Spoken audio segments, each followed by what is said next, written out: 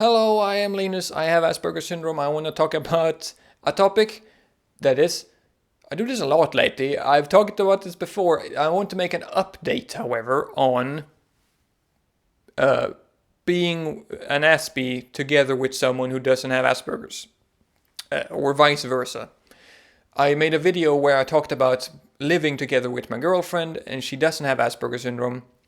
And then she made a video where she talked about living with an aspie, and it was a good, two good videos. You should watch them. Totally. However, I noticed some addendums that I wanted to add because I just want to add some things. I just want to make a video updating that.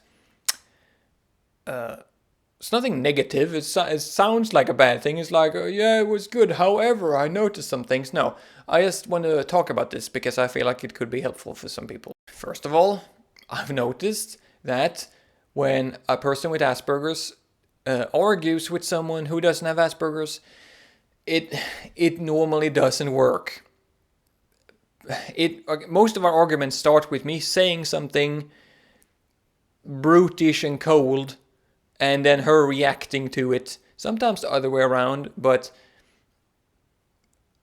I argue with my logic, and she argues with her feelings, and that feels like a symbolic relationship problems because I'm a man and she's a woman, but it's more than that. In our case, it's the fact that I have Asperger syndrome and I can't quite see her feelings. And when she gets upset, she can't see my logic. And the solution to this, and the point of this story is the only way we can solve our problems is by talking about them. When we have a problem, we sometimes have a fight, and then we try talking about it. There's no way you can solve a problem while one of you is mad. No way. Especially if you're an aspie and one of you is logical and one of you is emotional, because those two don't mix. If both of you are logical, then you can talk things through. If both of you are emotional, then you'll probably scream your way to a conclusion, but you can't logically argue why someone shouldn't be mad, or tell someone they suck because you feel like it's like those two don't add up. And because Aspies are inherently logical, I feel like this is going to be a problem that they have a lot, not just with relationships, but with anyone they argue with. And the thing is that when you're trying to debate something, and one of you is emotional and one of you is logical, it's going to turn into an argument. That's just how it is. So, my tip to you as a person is don't have debates when you're mad. Like, there's no point. It's not gonna work out. Wait until the fight is over, and then you talk about it, and you come to some conclusion, and then everyone will be happy. Me and my girlfriend always try to talk things through. We try to actually have a solution for things, or they will just come up again later on. We try to fix the problems we have. But we can't do that when we're mad. And like I said, Aspies are very logical. I don't want to say that she's illogical, but when she gets mad, she's Mediterranean, so she's very spicy. And I'm Swedish, so I'm very cool to begin with, and it just doesn't add up, right? And we've kind of noticed this ourselves. We kind of stopped even trying to solve our problems in the middle of fights. However, after the fight, we normally do, and that's the whole trick to relationships. Really, you need to have someone that you can have a very bad fight with, yet the next day you need to be ready to love them and understand them.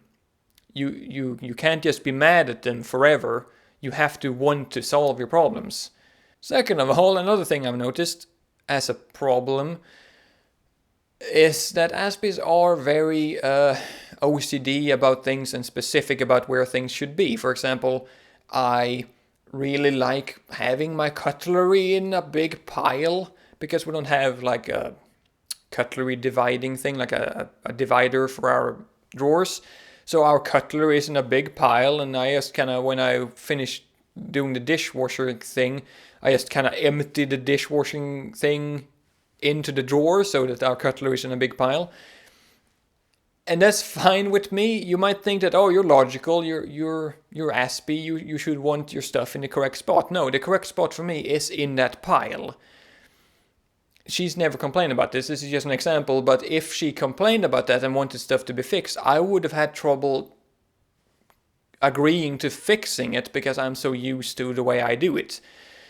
She, for example, the other day wanted to switch so that the olive oil was in one place and the books was in another. And I was like, no, the olive oil is supposed to be over here. And the books are supposed to be there. And I can logically argue why that is. And I want to put stuff back to where I want them. But the truth of the matter is that it's not up to me where everything is. I'm not the boss of the house. Neither is she. We have to kind of both listen to each other. And she just wanted to change it. She just wanted some change. She thought this was better. Like, she had a different opinion. So I kind of had to buckle there. When you have Asperger syndrome and you have a significant other, I feel it's important for them to give you some space and, like, I don't want to say pamper to your needs because it makes us sound like children, but think about your needs. They need to be careful about how they treat things because you can't help your aspiness sometimes. However, that doesn't mean that you should always have your way, because you're not a baby, right? I have to change my opinion sometimes. Which is my tip again, just if you might have a specific way you want everything, try and change that for the good of both of you. There's no point in having an argument over where, cutlery should be or where the olive oil is. That's one of the dumbest things you can have an argument about, yet you're gonna have arguments like that because that's just how relationships work. But you can at least minimize it by trying to just don't take it so damn seriously, right? And lastly, this isn't really a problem for me and my girlfriend. However, I've noticed a lot of people in the comments and mails are talking about how they, like, people without Asperger's are talking about their significant other and they have Asperger's and they don't like leaving the house or going out and doing stuff. And it makes that person sad because they're like, oh, why don't you take me places? And it's a conflict of interest when one person wants a social life, not a social life, but like a very social life, whilst the other person wants an unsocial life. There's even some aspies who don't want to live together with their significant others because they just don't like feeling that cornered. They want, they have their own space and they need it. Like I said, it's not really a problem for me and Katarina because she's not very social. And I sometimes like leaving the house. I would never want to go to a pub or a club or whatever. But if she wanted to, I would be like, okay, I'll do this, but I won't enjoy it. But you have to compromise on those things. However, like I said, this might be a problem for a lot of aspies or people together with aspies. And that's just something you're gonna have to think about before you get together, kind of thing. You have to, like, when Katarina was going to move in here, I knew that this was gonna be kind of a problem. I had my own space, she had her own space. We needed to prepare ourselves for a life where you share your space.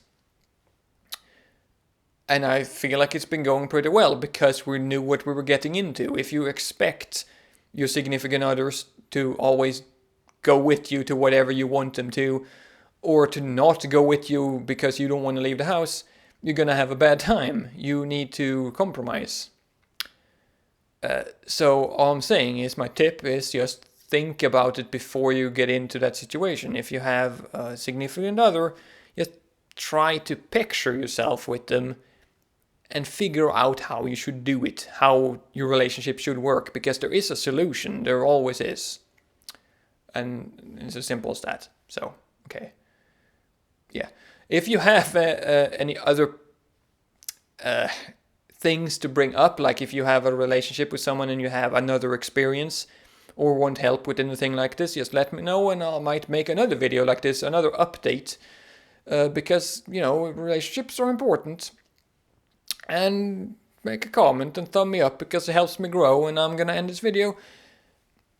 You go get a girlfriend or a boyfriend, because even if you're an aspie, it's still important to have that closeness to someone, so you don't just walk around feeling like you're alone, or even feeling like you're a special snowflake, because you're not. Sometimes you have to share your life with someone to feel better, and sometimes you don't. Figure it out yourself, because I can't tell you. So that's the moral of this video. Bye. Bye. Flamengo, minha paixão, minha paixão. Mengão, minha paixão.